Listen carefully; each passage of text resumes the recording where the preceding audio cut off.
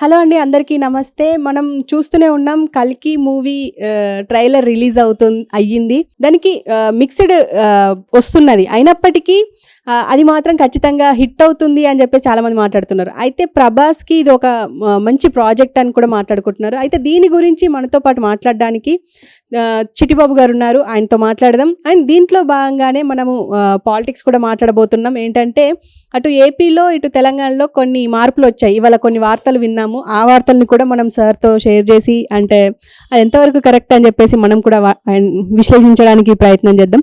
Sir నమస్తే. Sir నమస్తే sir, ఇప్పుడు ఫస్ట్ ఆఫ్ ఆల్ 'కల్కి' మూవీ గురించి మాట్లాడుకుంటే అది చాలామంది ఎదురు చూస్తున్న ప్రాజెక్ట్ అది. అండ్ ఇప్పుడు అందులో బ్రహ్మానందం వాయిస్తో తీసుకొచ్చారు. మళ్ళీ బుజ్జి కీర్తి సురేష్తో తీసుకొచ్చారు. అండ్ ఒక రకమైన ఇంట్రెస్ట్ అయితే వచ్చింది. కానీ ఇప్పుడు ఒక మిక్స్డ్ ట్రైలర్ మీద మిక్స్డ్ ఒపీనియన్స్ వస్తున్నాయి. మీరేమంటారు? లేదు, ట్రైలర్ అనేది ముందు రిలీజ్ చేశారు. బుజ్జిని, కార్ని రిలీజ్ చేశారు. ఒక ఉత్కంఠను క్రియేట్ చేశారు. ఇప్పుడు ఇంకా చాలా టైం ఉంది కదా. ఇప్పుడే అన్నీ రివీల్ చేసుకుంటూ పోతే పెద్దగా ఇది ఇప్పుడు ఓన్లీ యాక్షన్ పార్ట్గా రిలీజ్ చేశారు. యాక్చువల్గా దాంట్లో అనేక ప్రత్యేకతలు ఉన్నాయి. సో అందుకని దాన్ని అంత ఈజీగా ఏదో ఈ ట్రైలర్లో అంత ఎక్స్ట్రాడినరీగా లేదు అంటున్నారు. దాంట్లో ఒక అమితాబ్ బచ్చన్ చేస్తున్నాడు అశ్వత్థామ క్యారెక్టర్. అమితాబ్ చేస్తున్నాడు. ఆ క్యారెక్టర్ మీద ప్రత్యేకంగా లేకపోతే చేయడు కదా. సో అదేదో స్పెషల్. అలా కమల్ హాసన్ చేయబోతున్నాడు. ఆఖరి 20 నిమిషాలు కమల్ హాసన్ ఉంటాడంటే మరి అది కల్కి వేషమే అవుద్ది. కల్కి వేషం కమల్ హాసన్ చేస్తున్నాడంటే దాని యొక్క ప్రత్యేకత. కల్కి ఏదో దాని ఆహోభావాలు కానీ, బాడీ లాంగ్వేజ్ కానీ, దాని యొక్క వాచ్ కానీ ఏదైనా సరే స్పెషల్గా ఉంటుంది. అందుకని కమల్ హాసన్ లాంటి చేస్తారు. అంత పెద్ద హీరో కమల్ హాసన్ ఇంకో హీరో సినిమాలో ఒక 20 నిమిషాలు వేషం వీడిగా దానిలో ప్రత్యేకత ఉంటుంది. అట్లాగే కారుని పరిచయం చేశారు. ఆ కారు 7 కోట్లు పెట్టి తయారు చేయించారు. ఆ కారు అంటే 7 కోట్లు అనేక విన్యాసాలు చేయిస్తారు ఆ కారు తోటి అనేది మనకి ఇచ్చారు. అనేక విన్యాసాలు లేకపోతే 7 కోట్లు ఎందుకు ఆ కారుకి? 7 కోట్లు ఖర్చు పెట్టి అది శత్రువుల్ని డిక్కీలో వేసుకుని వెళ్తుందట అని అది ఏం చదువుద్ది, ఏం చేస్తుంది, దాని రన్నింగ్లో పిక్చర్లో కానీ తెలియదు. అలాగే బుజ్జి కీర్తి సురేష్ వాయిస్ అది ఎంత ఎంటర్టైన్ చేస్తుంది. రోబోలో కనుక రజనీకాంత్ చిట్టి క్యారెక్టర్ ఎంటర్టైన్ చేసినట్టు చేస్తా, అంతకు మించి చేస్తా. ఇవన్నీ చూడాల్సిన విషయాలు. ప్రత్యేకతలు అయితే ఆ సినిమాకి చాలా ఉన్నాయి. చాలా ప్రత్యేకతలు ఉన్నాయి. ఆ స్పెషల్ ఎక్స్పెక్టేషన్స్ ఉన్నాయి.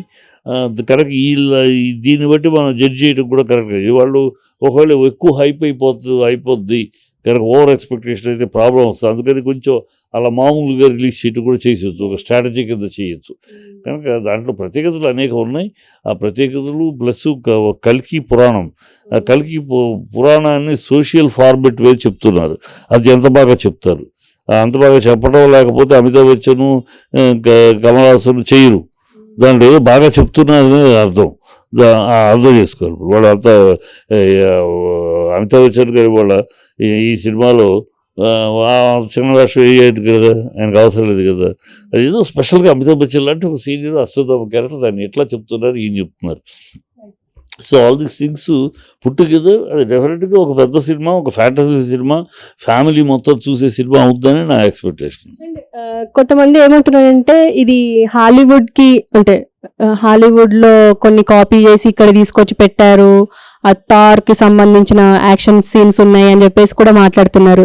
ఉండొచ్చు అమ్మా, కొన్ని ఇన్స్పిరేషన్ ఇంగ్లీష్ పిక్చర్స్లో, ఫారిన్ పిక్చర్స్లో ఇన్స్పిరేషన్లు తీసుకుని ఉండొచ్చు. దాన్ని మనం తప్పని కూడా చెప్పలేము. ఇలాంటి ఫ్యాంటసీ తీసేటప్పుడు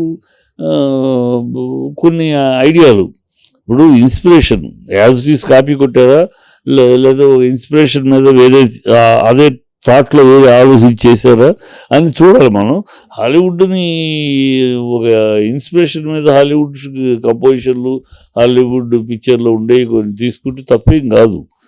అంటే ఇవాళ మన మార్కెట్లోకి ఇన్స్పైర్ అయితే తీయచ్చు. ఇప్పుడు బాహుబలిలో మన అనేక సినిమాలు, మన తెలుగు సినిమాల్లో పెద్ద పెద్ద సినిమాల విషయాలు తీసుకున్నారు. కానీ ఆయన తీసుకుని ఆయన చెప్పే స్టైల్లో ఆయన చెప్పాడు. సో అలా చెప్పే స్టైల్లో చెప్పడంలో ఇన్స్పిరేషనే. Creation is nothing but inspiration.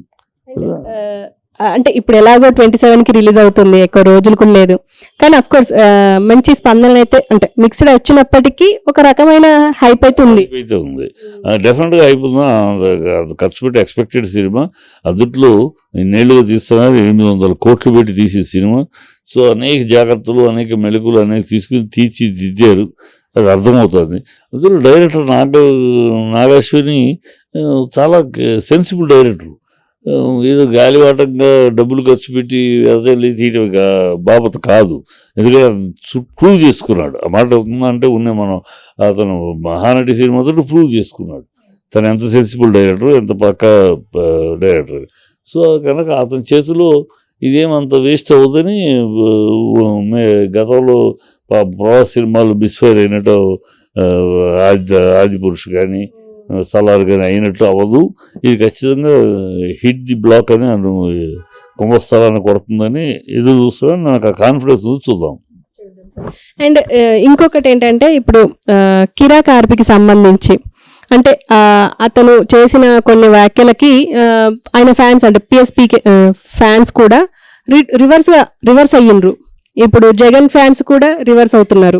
అసలు ఏం జరుగుతుందంటారు? అంటే కిరా కార్పి అలా వ్యాఖ్యలు చేయడం కరెక్ట్ అంటారు? అసలు కిరాకులు అటువంటి విషయం మీద మీరు అడగటము అనవసరమ్మా, నేను దాని మీద స్పందించడం కూడా అనవసరం. కిరాక్ అనేవాడు వాడు అన్నం పెట్టిన చేతికి విశ్వాసం లేకుండా ప్రవర్తించాడు క్యారెక్టర్. ఆడు జబర్దస్త్ అయితే కిరాక్ ఎవడో తెలియదు. ఇప్పుడు కూడా కిరాక్ ఎవడు ఊనే ఏదో ఒక స్టాండప్ కామెడీలో కామెడీ, పెద్ద ఏమి స్టారా, పెద్ద నటభూషణం ఏమి కాదు కదా. ఏ స్టాండప్ కామెడీలో ఒక ఆర్టిస్టు ఏదో జబర్దస్త్ హిట్ తోడుతో వేయాడు.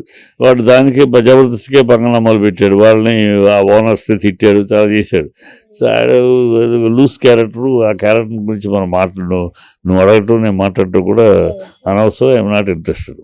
ఓకే. అండ్ ఇప్పుడు శిల్పా రవికి సపోర్ట్ చేసిన అల్లు అర్జున్కి ఒక రకంగా వ్యతిరేకత వస్తుంది. ఇప్పుడు పుష్ప 2 మీద ఎఫెక్ట్ పడే అవకాశం ఉంది అని చెప్పేసి చాలా మంది అంటున్నారు. ఈవెన్ మన ఛానల్లో కూడా చాలా మంది కమెంట్స్ పెడుతున్నారు. అసలు ఏం జరుగుతుందంటారు? పుష్ప 2కి ఏమైనా ఎఫెక్ట్ పడే అవకాశం ఉందంటారా? అది పిచ్చి కోతలమ్మా, పిచ్చి కోతలు. అయితే పుష్ప 2కి అతను ఏదో ఫ్రెండ్కి స్నేహితుడికి వెళ్ళి స్నేహితుడికి ఇచ్చిన మాట నిలబెట్టుకుంటూ కోసం వెళ్ళి ప్రాపకాండ చేసినందుకు అందుట్లో అతను ఓపెన్గా చెప్పాడు, నాకు ఏ పార్టీకి సంబంధం లేదు, కేవలం స్నేహానికి అతనికి ఇచ్చిన మాటకు కట్టుబడి వచ్చాను అని ఓపెన్గా చెప్పాడు.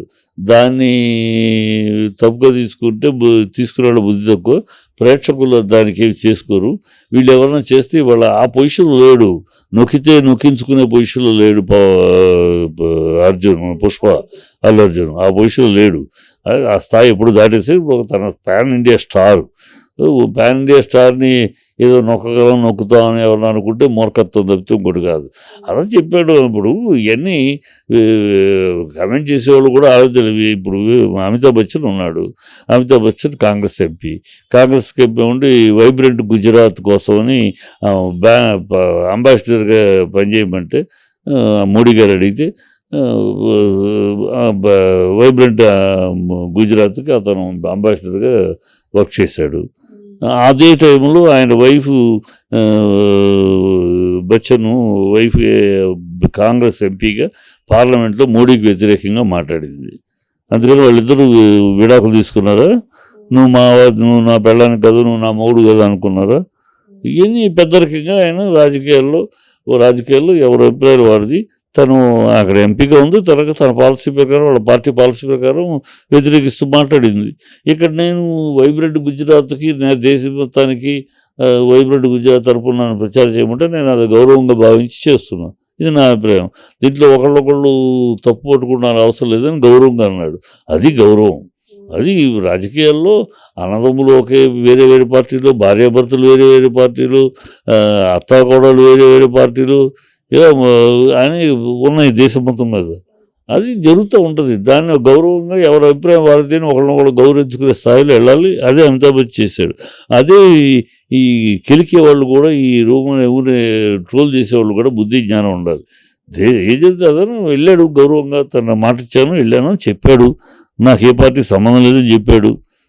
ఇంకా ట్రోల్ చేస్తూ ఏదో అవుతుంది పిచ్చితనం. అతని సినిమాని దీనివల్ల అతని సినిమాని ఆపుదాం అనుకుంటే మూర్ఖత్వం. అనుకునే వాళ్ళు దెబ్బతింటారు. అంటే ఇప్పుడు అటు పవన్ కళ్యాణ్ ఫ్యాన్స్ కానీ ఇటు బండి ఫ్యాన్స్ కానీ హర్ట్ అయ్యారు అని చెప్పేసి, అంటే అటు వెళ్ళి వైఎస్ఆర్సీపీకి ఎందుకు సపోర్ట్ చేశారు అని చెప్పేసి మాట్లాడుకుంటున్నారు అని వార్తలు. అయిపోయిందమ్మా, అది అప్పుడు మాట్లాడుకున్నారు కానీ తర్వాత ఏం లేదు. దాని గురించి చిరంజీవి గారు అడ్డుపులు వేసారు. చిరంజీవి గారి మధ్యలో వచ్చేది లేకపోతే అందుకని ట్వీట్ కూడా తీసేశాడు నాగబాబు తొందరపడి గబుక్కుని ఇలాంటి స్టేట్మెంట్ చేసాడు. కానీ దాంతో నష్టం ఎవరికమ్మా? కొట్టుకుంటే ఎవరు ఫ్యాన్స్ కొట్టుకుంటారు? రామ్ చరణ్ ఫ్యాన్స్, అల్లు అర్జున్ ఫ్యాన్స్ కొట్టుకుంటే ఎవరికి నష్టం?